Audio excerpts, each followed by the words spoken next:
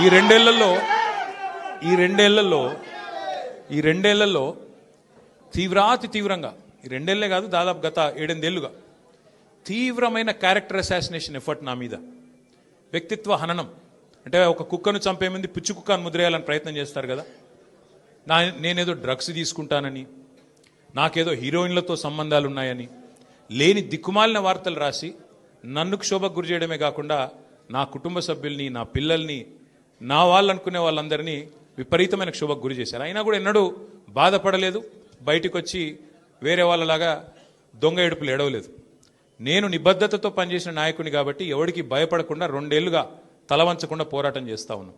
ఇవాళ నేను ఏదో టెలిఫోన్ ట్యాపింగ్లో ఏదో విచారణ క్రమాన్ని పిలిచారు, బరాబర్ పోతాం, పోయి అడుగుతా. ఏమడుగుతా? ఏం తప్పు చేసింది మా ప్రభుత్వం అని అడుగుతా, ఎక్కడ తప్పు జరిగింది అని అడుగుతా. ఇవాళ